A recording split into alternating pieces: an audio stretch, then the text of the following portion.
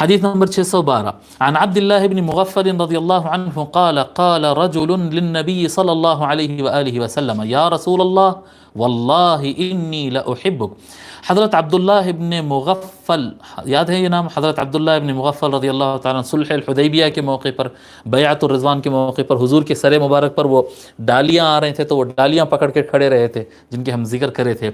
تو حضرت عبداللہ ابن مغفل رضی اللہ تعالیٰ روایت فرماتے ہیں کہ ایک شخص نے نبی اکرم صلی اللہ علیہ وآلہ وسلم سے سوال کیا، یا رسول اللہ، عرض کیا، آ کر حضور کے سامنے عرض کیا، یا رسول اللہ واللہ انی لأحبک، یا رسول اللہ، اللہ کی قسم میں آپ سے محبت کرتا ہوں. فقال انظر ماذا تقول، آقا علیہ الصلاۃ والسلام نے فرمایا غور کر تو کیا کہہ رہا ہے. قال واللہ انی لأحبک، وہ شخص دوبارہ کہتا ہے اللہ کی قسم میں آپ سے محبت کرتا ہوں. فقال انظر ماذا تقول، حضور تیسری مرتبہ فرماتے ہیں،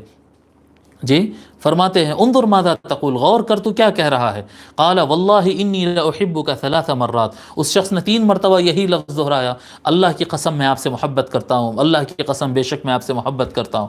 فقال، تو آقا علیہ وآلہ الصلاۃ والسلام نے فرمایا، ان کنت تحبنی فاعد للفقر تجفافا، اگر تو سچ میں مجھ سے محبت کرتا ہے تو فقر اور غربت کے لیے خوب جم کر تیاری کر لے.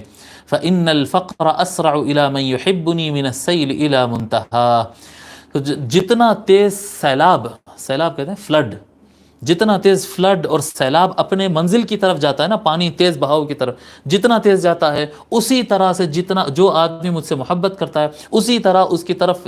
فقر اور محتاجی اس کی طرف تیزی کے ساتھ آتے، یعنی دنیاوی آزمائشیں شروع ہو جاتی ہے اس کے ساتھ. جب آپ آقا علیہ وآلہ الصلاۃ والسلام سے محبت کریں گے، سچے اللہ کے رسول اور اہل بیت اور صحابہ اور اولیاء اللہ کے جب آپ سچے چاہنے والے ہو جاتے ہیں نا، تو دنیا کے اندر چیلنجز بڑھتے چلے جاتے ہیں، اور چیلنجز بڑھتے چلے جاتے ہیں، امتحان بڑھ جاتے ہیں. تو آقا علیہ الصلاۃ والسلام اور یہ طرح کے امتحان آنا اور ان پر اللہ تعالیٰ کی مدد طلب کرنا اور اس پر ثابت قدم رہنا، یہ انسان کے درجات کو بہت تیز بلند کرتے ہیں. تو آقا علیہ الصلاۃ والسلام فرماتے ہیں کہ اگر تو سچی محبت مجھ سے کرتا ہے تو پھر تیار ہو جا، ان دنیاوی ابتلاء اور دنیاوی کیا کہتے ہیں امتحان تجھ سے لیے جائیں گے.